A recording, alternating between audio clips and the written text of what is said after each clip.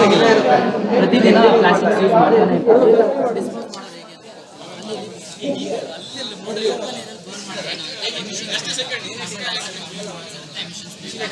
ಮತ್ತೇನು ಮಾಡೋದು ಪ್ಲಾಸ್ಟಿಕ್ಸ್ನ ಡಿಗ್ರೇಡು ಆಗೋದಿಲ್ಲ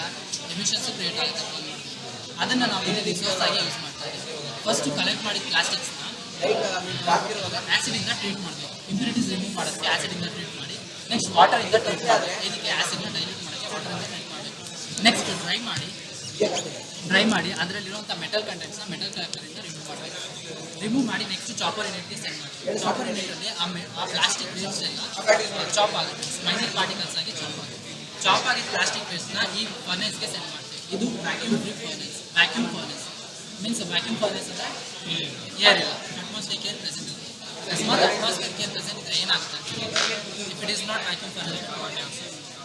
ಮತ್ತೆ ಕಾರ್ಬನ್ ಡೈಆಕ್ಸೈಡ್ ಜನರೇಟ್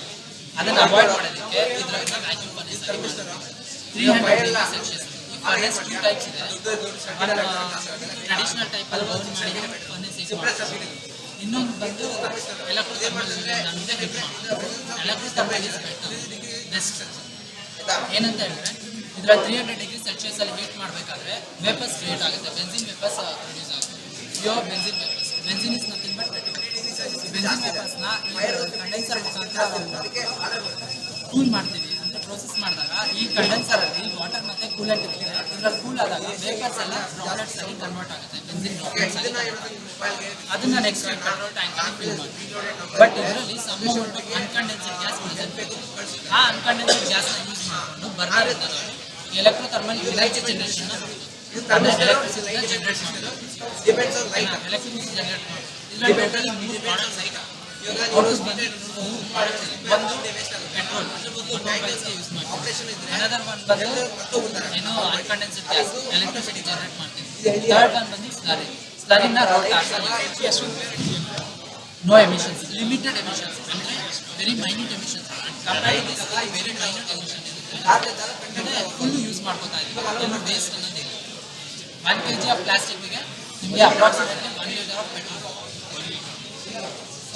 50 ml ಅಷ್ಟು ಸ್ಲರಿಯಲ್ಲಿ ಮತ್ತು ಅನ್ಕಂಡೆನ್ಸೆಡಲ್ಲಿ ಹೋದರೆ ಹೋಗುತ್ತೆ ಇನ್ನು 95 ml ಅಷ್ಟು ಪೆಟ್ರೋಲ್ ನಿಮಗೆ ಸೇವ್ ಮಾಡಿ ಪ್ಲಾಸ್ಟಿಕ್ ಡಿಸ್ಅಡ್ವಾಂಟೇಜ್ ಇಲ್ಲಿ ಲಿಕ್ವಿಡ್ ಎಮಿಷನ್ ಇದೆಯಲ್ಲ ಅದೇ ಡಿಸ್ಅಡ್ವಾಂಟೇಜ್